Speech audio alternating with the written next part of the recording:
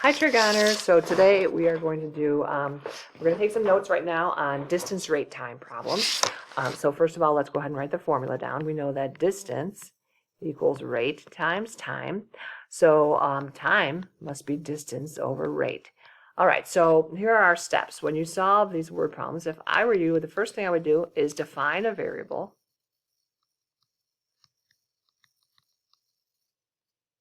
for the unknown. And the next thing I would do is to organize your information. And then next you would try and write an equation. So you're going to look at something that's true. So you can write an equation. And then lastly, you'll solve. Okay, so notice I like to skim right down to the end where it says find the speed of the wind. So that's what we're trying to find. So let's say W is the speed of wind. Okay, so now I would like you to pause the video and see if you can fill in some of these empty spaces here. We're going to organize information. So we're going to have with wind and against wind. And we need a rate, time, and a distance. Go ahead and give it a try. Pause the video, please. Okay, so I was able to find the rate. I was thinking if Jimmy can bike at 2 meters per second with no wind at all, if he was going with the wind, he would be going 2 meters per second plus W, because again, the wind would be making him go faster. And against the wind, 2 meters per second minus W, because again, if the wind is slowing him down, you would subtract the wind speed from his speed of 2 meters per second. Okay, so I have no idea what the time is, but I do know the distance. With the wind, he went 100 meters. Against the wind, he went 80 meters. Okay, so now as long as you can find two of these, you're in great shape, because we know that time is distance over rate. So you could write 100 over 2 plus W for the time with, and 80 over 2 minus W for the time against. Okay, so now what we need to do is look in the problem and look for something that's true. Like, what do you know? So you can write an equation. What would be equal to something else? And notice it says right here, the same amount of time. So if the time is the same, we need to set those two times equal to each other. So the time with is equal to the time against. And again, only because against, notice it makes sense that he didn't get quite as far, because again, his rate was slower. So now we're going to go ahead and cross multiply.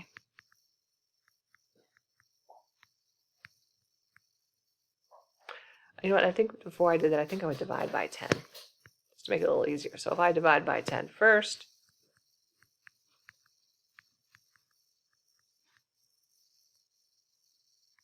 now I can distribute the 10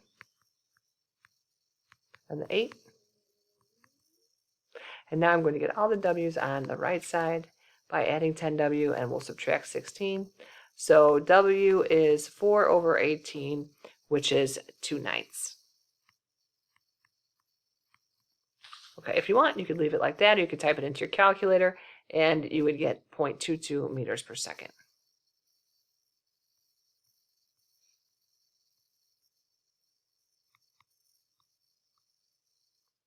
Okay, so now we're going to go ahead and do number 2. And again, go ahead and pause the video and see if you could find or define the unknown variable and organize the information. Okay, so this was tricky, because if you go down to the very end, it says how far was the destination. But again, you know, I mean, we wouldn't want to call that D, because again, distance is rate times time, and we would, that's actually if we started at the hangar and we went to the final destination and back, right? I'm really just asking you for one leg of the trip. So notice we actually would have our hands tied unless we let T be time. So again, you could pick against or with. I just picked T as the time against. So then if it's a round trip of 3 hours, 3 minus T would be the time for with. Now notice if distance is rate times time, you could say that distance is 120 times T and 180 times 3 minus T for width. Now we should probably talk a little bit more about this. Notice that if you're going 150 miles per hour, but there is a wind, if it's with you, it's going to make you go 30 miles per hour faster. If the 30 mile per hour wind is a headwind, it's slowing you down, you're going against the wind, you would subtract and get 120. Okay, so now we have to look through at the equation and try and find something that's true. So notice it says the same distance. So in other words, they went to the destination and came back. So the distances against and with are equal. So now we have an equation to solve. Now it's up to you. I think I would probably divide both sides of the equation by 60 first, just because, you can. Make my numbers a little smaller. Distribute the 3.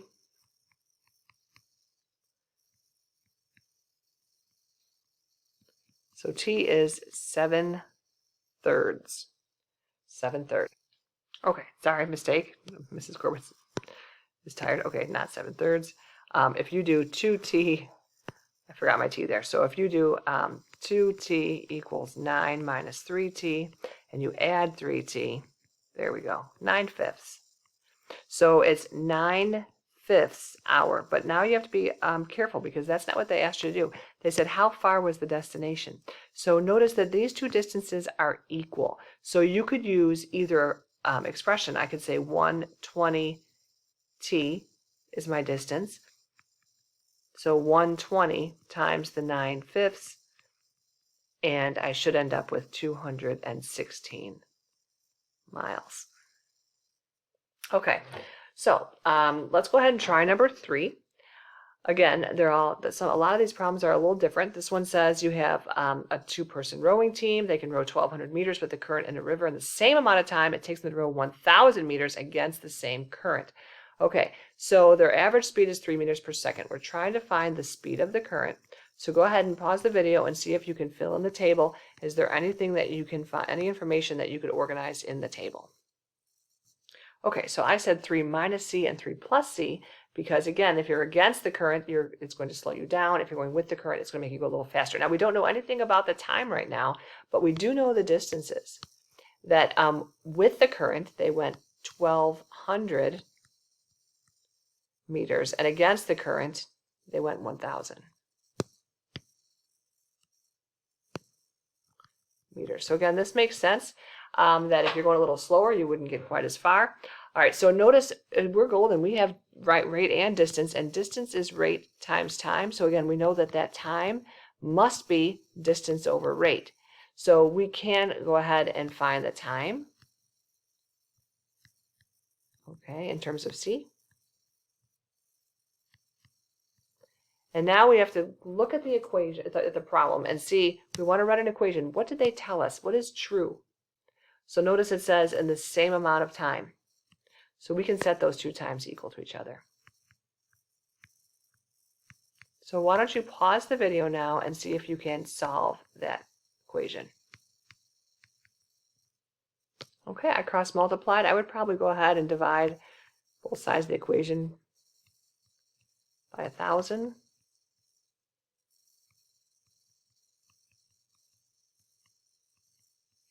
Okay, so now I can distribute the 1.2.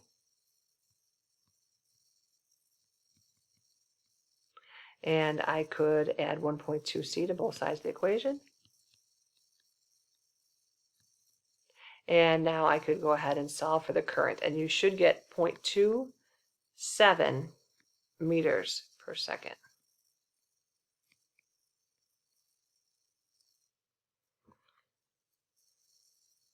Okay, let's skip ahead to the, actually we could probably do 2 more. I'm trying to find one that's a little bit different. We're going to have time for 2 more. Let's do, let's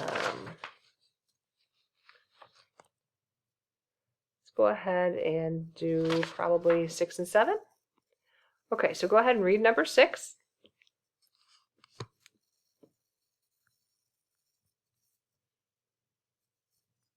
All right, so it says, when did you turn back? How far upstream were you when you turned around? Okay, so when we make our table, why don't we go ahead and say that t is the time upstream. So go ahead and try and fill in the table. All right, so again, they wanted to know when we turned back, so I said t was the time upstream, but the whole trip was 5 hours. So 5 minus t then must be the time downstream. And they told us that they were able to travel 8 miles per hour upstream and 12 miles per hour downstream, which makes sense that when you're going downstream, you're going to be going faster. Now we know that distance is rate times time. So now we're trying to look for something about this equation, or sorry, about this problem that's true. Let's see. So did you notice that it was the same distance, right? So the boat traveled upstream and then turned around and made it back downstream. So that means that the distances must be the same. Okay, I'll let you solve that one on your own. Let's go ahead and try and set up 2 more problems. Go ahead and read number 7. Okay, so they have Brian and Jeff and they're racing, and I've noticed that Brian has a rate of 26 miles per hour and Jeff 22 miles per hour. So Jeff was a little bit slower, Brian was a little bit faster. Notice Jeff has a 2-minute head start. Now, when you have to decide what to decide to make your unknown, to define your variable, notice at the end it says, how long will it take Brian? So they're asking for Brian's time. And again, I don't want to have to try and remember later, do I add or subtract? So I think I'm just going to go ahead and say T is Brian's time. And then Jeff had the 2-minute head start. So notice 2 minutes is not going to work here because all of our units are in miles per hour, etc. Miles and hours, not minutes. So if you have hours for your rate, you want to leave that, have all the units be the same. So 2 minutes, right? And there are 60 minutes in 1 hour. So 2 minutes is 2/60ths of an hour. So we have T plus 2 over 60 for Jeff because again, Jeff had a 2-minute head start. So now we know that distance is rate times time.